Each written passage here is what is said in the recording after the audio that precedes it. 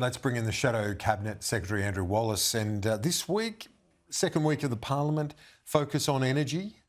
Are you comfortable with that? I heard what Dan Tehan had to say at the news conference with Susan Lee, trying to shift the focus back to the government, but the challenge for the coalition has been there's so much internal focus over the last week or so.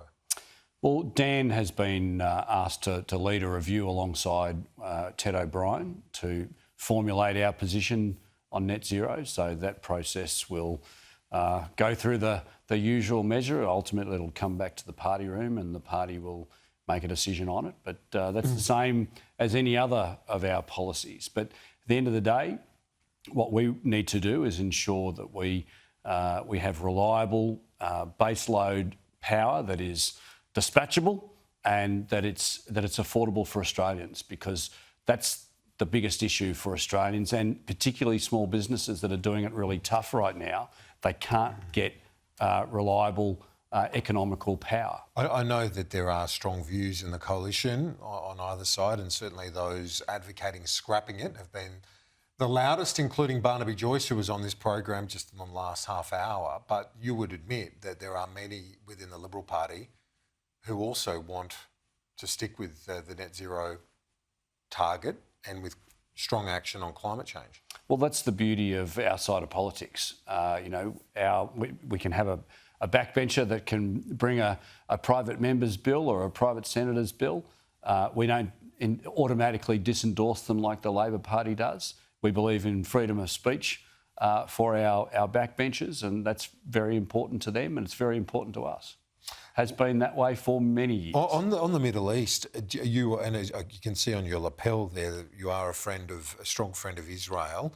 I've spoken to Greg Sheridan on this program, and he's worried about not just the impact on the people of Gaza right now, but on Israel itself, that the current developments in Gaza are not reflecting well on Israel, given the starvation that we're seeing there. Donald Trump saying that even Donald Trump, a very good friend of Netanyahu at an international level, says that it looks like real starvation to him. As a friend of Israel, how do you feel when you see the developments unfolding right now?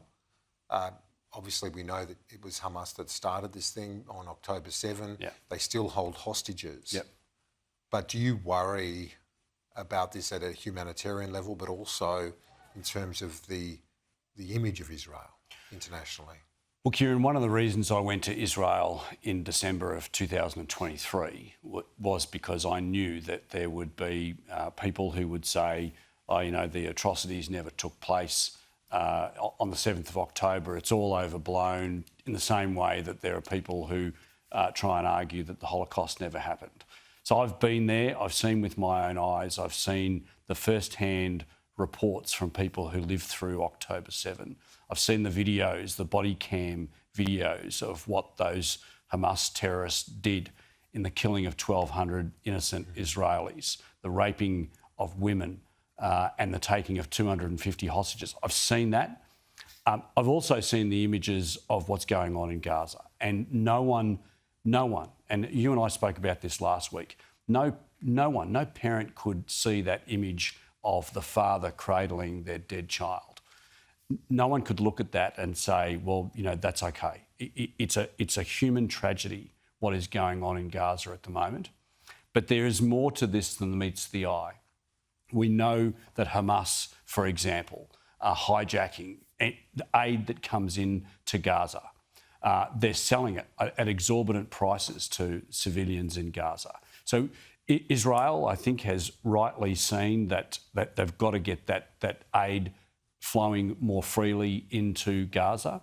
They are taking steps to correct that. But the real problem, it remains Hamas, because as you just said, the war could be over today if Hamas lay down their weapons and return the hostages. And look, Israel has got a lot of work to do in where to from here. Yeah. And you would know, having spent time there are many in Israel, not the least of which former Prime Minister Ehud Olmert. He wasn't a Labor Prime Minister. He wasn't a Prime Minister of the left. He was a Likud Prime Minister of the right, who's been scathing in terms of his his analysis of the Netanyahu government and some of the cabinet ministers and their approach to this. So there is very strong criticism of Netanyahu from within Israel itself. Yeah, look, and through the democracy that it is and through its free media. That's right, and the opportunity for Israelis to differ from and push back against their own government. I mean, they are a democracy. They're the only democracy in the Middle East. We've seen that from years before the October 7 with the judicial strife that they had and the changes of the judiciary. That Israelis are a very proud, democratic people who value those democratic rights, and they're not afraid to speak up against their own government. Are you worried this reflects poorly on that democracy, though?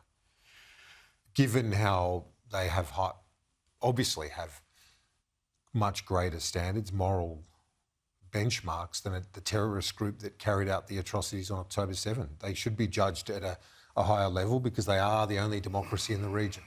Do you agree? Do you agree that this would reflect poorly on that country? I don't think that by being a democracy you have a higher standard of ensuring human rights are protected than anybody else, because by the very nature of that statement, it would suggest that if you're not a democracy, you can get away with... No, but people would expect more from a democracy than they would a terrorist group. Well, look, I know from having been in Israel that the IDF do their absolute level best to ensure that civilians aren't killed. Now, unfortunately, it is a war zone and people have been killed. But just as the ADF does, as the IDF does, they do take very, very careful steps to ensure that the civilian population are impacted as little as humanly possible. When you look at what has happened in Gaza, it is an absolute human catastrophe. But, look, Israel's got a lot of work to do, but where to from here? What is the plan from here? That's what Israel needs to be working on. It sure does. There's no doubt about it. And it is a catastrophe at every level. Andrew Wallace, thank you.